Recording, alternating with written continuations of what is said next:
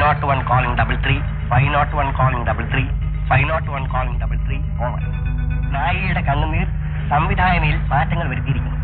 Bill ഇടയ്ക്ക് വിടാനും ഒരു സംഘടന ഉണ്ടാകാനുള്ള വഴിയുണ്ട്. കഥാഗതി മാറുന്നതിന് മുമ്പേ ഉടൻ പുറപ്പെട്ടു വരിക. Over. Message will be transformed to Tiger immediately. Message will be transformed to Tiger immediately. Message will be transformed to Tiger immediately. Over. നിങ്ങൾ ഒറ്റയ്ക്ക് വന്ന എന്താ? ബീന എവിടെ മിസ്റ്റർ? പണം എവിടെ? പണം നിങ്ങൾക്ക് കിട്ടിയില്ലേ? ഇല്ലല്ലോ.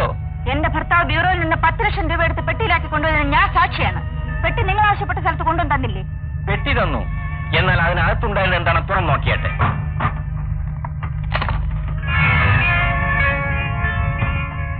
മിസ്റ്റർ, നിങ്ങൾ ബുദ്ധിമാനായിരിക്കും. പക്ഷെ ആ ബുദ്ധി എന്നോട് വേണ്ട. പണം മുഴുവൻ നിങ്ങൾ എടുത്തിട്ട് അഭ്യാസം കാണിക്കാനോ? മര്യാദയ്ക്ക് ഉടനെ ബീന ഇവിടെ കൊണ്ടുവരണം. Very sorry madam. നമ്മൾ തമ്മിൽ പറഞ്ഞതുപോലെ ചെയ്യാതെ നിങ്ങളുടെ മകളെ നിങ്ങൾക്ക് തിരിച്ചു കിട്ടാൻ പോകുന്നില്ല. മിസ്റ്റർ, ഇത് രജനിയാണ്. എന്നെ കബളിപ്പിച്ചാൽ നിങ്ങൾ ജയിലിലാകും. അതിന് ഞാൻ കുറ്റമൊന്നും ചെയ്തില്ലല്ലോ. ബീനെ ഒളിപ്പിച്ചു വെച്ചിരിക്കുന്ന കുറ്റമല്ലേ? എന്റെ ഭർത്താവിന് ഫോൺ ചെയ്ത് ഭീഷണിപ്പെടുത്തി പണം ആവശ്യപ്പെട്ടത് കുറ്റമല്ലേ? ഇതിനൊക്കെ എന്താ ഒരു തെളിവ്? തെളിവോ? കടൽ തീരത്തുള്ള കോട്ടയിൽ നീയല്ലേ വാളയക്കെടുത്തത്? ആ ഒരൊറ്റ തെളിവ് മാത്രം മതി നിങ്ങളെ ജയിലിൽ അയക്കാൻ. ശ്രീമതി ബുദ്ധിരാക്ഷസി, നിങ്ങൾ ചതിക്കാൻ വിദഗ്ധയാണെന്ന് എനിക്ക് സംശയമുണ്ടായിരുന്നു. അതുകൊണ്ട് നിങ്ങൾ കോട്ടേജിൽ വെച്ച് സംസാരിച്ചതെല്ലാം ഞാൻ ടേപ്പ് ചെയ്തു. എന്റെ അലമാരയിൽ ഞാനത് ഭദ്രമായി പൂട്ടിവെച്ചിട്ടുണ്ട്. ഞാൻ വരട്ടെ, നമുക്ക് ഇനിയും കാണാം.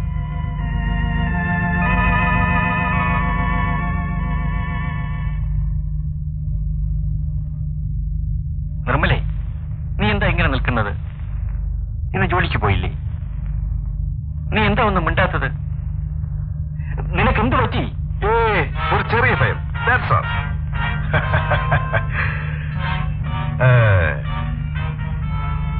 നിങ്ങൾ എന്ന് മനസ്സിലായില്ലേ? ഒരിക്കൽ ജനാലപ്പുഴത്തിലൂടെ എന്നെ ഒന്ന് കണ്ടു, പിന്നൊരിക്കൽ ഇരുട്ടിലൊന്ന് കണ്ടു. ഇപ്പോൾ വെളിച്ചത്തെ നല്ലവണ്ണം മനസ്സിലാകത്തക്ക വിധം കാണാനും പരിചയപ്പെടാനുമാണ് ഞാൻ വന്നത്. നിങ്ങൾക്ക് എന്ത് വേണം? നിങ്ങളുടെ കയ്യിൽ വളരെ പ്രധാനപ്പെട്ട ചില കാര്യങ്ങൾ റെക്കോർഡ് ചെയ്തൊരു ടേപ്പ് ഉണ്ടല്ലോ, അതെനിക്ക് വേണം. ഇല്ല, അത് ഞാൻ തരില്ല. നിങ്ങൾ തരും? No, never. ഇത് പൊട്ടിയാൽ ശബ്ദം കേൾക്കും, അയൽക്കാർ ഓടി വരും എന്നൊന്നും കരുതണ്ട. ഇത് സൗണ്ട്ലെസ് ആണ്. ദാ നോക്കൂ.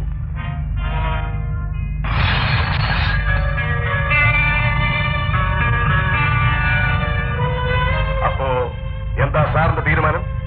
ആ ടേപ്പ് അങ്ങോട്ട് കൊടുത്തേക്കോ. ഇല്ല, ഞാൻ കൊടുക്കില്ല. എന്നെ കൊല്ലണമെങ്കിൽ കൊല്ലട്ടെ. നിങ്ങളെ മാത്രമായി കൊല്ലാൻ ഞാനൊരു വ്യക്തിയല്ല. ആദ്യം നിങ്ങളുടെ ഭാര്യയുടെ നെഞ്ചിൽ ഞാൻ നിറയൊഴിക്കും. അവർ നിങ്ങളുടെ മുമ്പിൽ കിടന്ന് പിടഞ്ഞു മരിക്കും. അതിനുശേഷം മാത്രമേ നിങ്ങളെ ഞാൻ കൊല്ലൂ. ഞാനാണ് പറയുന്നത്, ആ ടേപ്പ് എടുത്ത് കൊടുത്തേക്കോ.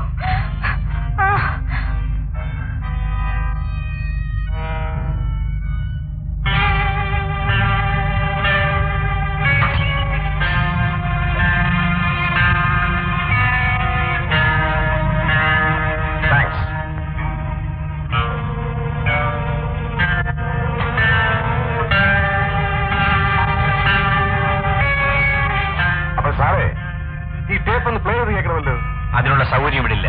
സൗകര്യം ഉണ്ടാക്കിയേ പറ്റൂ. എന്തു പറയുന്നു?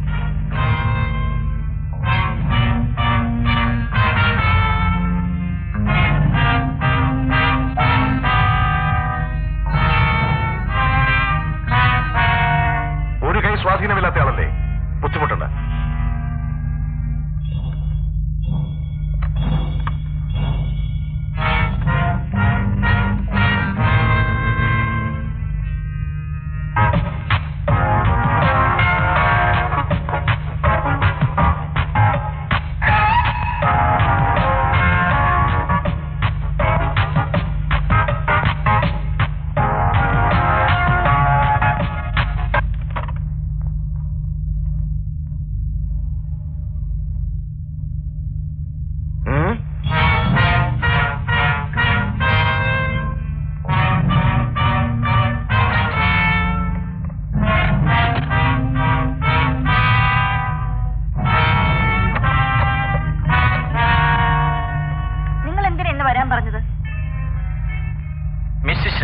പറഞ്ഞ കാര്യങ്ങൾ ഒന്നുകൂടി ചർച്ച ചെയ്യണം.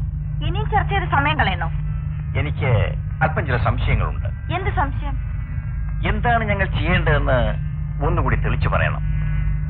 ബീനയെ തട്ടിക്കൊണ്ടുപോയെന്നും 10 ലക്ഷം രൂപ തന്നാൽ മകളെ ജീവനോടെ തരാമെന്നും നിങ്ങൾ എന്റെ ഹസ്ബൻഡിന് ഫോൺ ചെയ്യണം. പക്ഷെ ആരും ആരെയും തട്ടിക്കൊണ്ടുപോകും.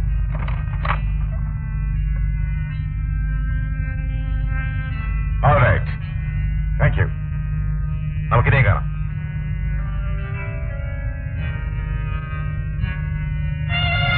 അപ്പോൾ ഇതായിരുന്നു നിങ്ങളുടെ പുതിയ ഉദ്യോഗം അല്ലേ? ലക്ഷങ്ങൾ സമ്പാദിക്കാൻ നിങ്ങൾ കണ്ടെത്തിയ ജോലി ഇതായിരുന്നു അല്ലേ? നിർമ്മലേ, ഞാൻ വേണ്ട, നിങ്ങളൊന്നും പറയണ്ട. പണം ഉണ്ടാക്കാൻ വേണ്ടി നിങ്ങൾ എത്രയൊക്കെ തരം താഴുമെന്ന് ഞാൻ കരുതിയില്ല. നിർമ്മല,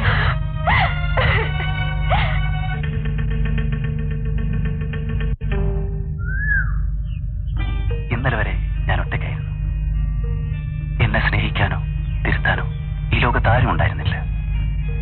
വീണ അടുത്തിരിക്കുമ്പോൾ എന്റെ പ്രിയപ്പെട്ടവരാരോ എന്റെ ജീവിതത്തിലേക്ക് കടന്നു വന്ന പോലെ എനിക്ക് തോന്നുന്നു. 6-7 വർഷമായി ഞാൻ ഹൃദയം തുറന്നെന്ന് സംസാരിച്ചിട്ട് ബാബുവിനോട് സംസാരിച്ചിരിക്കുമ്പോൾ ഞാൻ എല്ലാ വേദനകളും മറന്നു പോകുന്നു. സത്യം പറഞ്ഞാൽ വീണയെ കണ്ട നാൾ മുതൽ എനിക്ക് എന്തോ ഒരു അടുപ്പം തോന്നിയിരുന്നു. അത് തെറ്റാണെന്ന് വീണയ്ക്ക് തോന്നുന്നുണ്ടോ?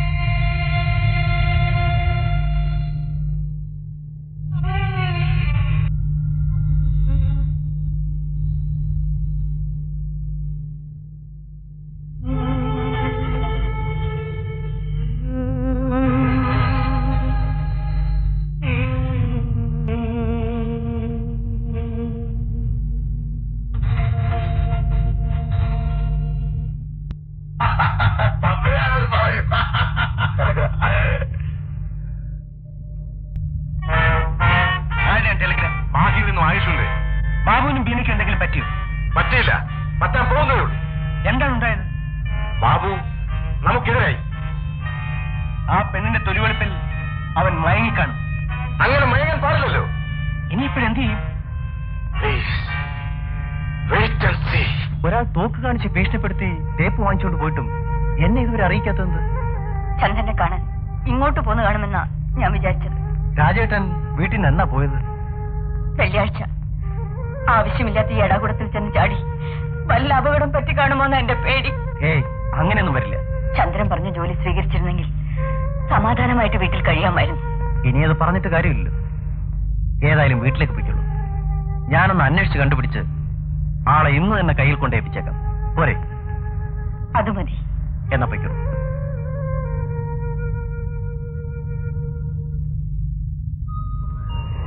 മീനെ, ഇനി ഇവിടെ കഴിയുന്നത് അപകടമാണ്.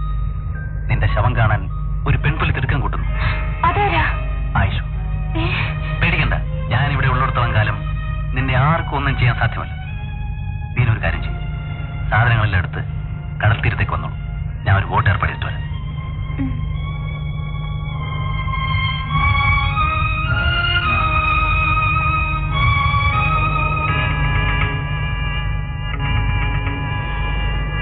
വഴി തെറ്റിയോ?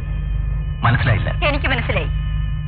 നോക്കൂ, നമ്മൾ മാത്രം ഒരു തോണിയിൽ സഞ്ചരിക്കേണ്ടവരാണ്. മറ്റൊരാളെ അതിൽ കയറ്റാൻ ഞാൻ സമ്മതിക്കില്ല. അവളൊരു പാവം അനാഥയായ ഒരു കുഞ്ഞിന്റെ അമ്മയാണ്. ഈ ദയ എന്നു മുതലുണ്ടായി? എന്താ കശാപ്പ് ചെയ്യാൻ ബുദ്ധിമുട്ടുണ്ടോ? എങ്കിൽ ഞാൻ അലി ഏർപ്പാട് ചെയ്യാം. നമ്മൾ പല വിളക്കുകൾ ഊതിക്കെടുത്തി. ഇനി വയ്യ. ബാബു, ഒരമ്മയുടെ സ്നേഹം എന്തെന്ന് ഞാൻ അറിഞ്ഞിട്ടില്ല. ഒരു കുഞ്ഞിനെ അതിന്റെ അമ്മയുടെ അടുത്തെത്തിക്കുന്ന നല്ല കാര്യങ്ങൾ ഞാൻ ചെയ്തോട്ടെ.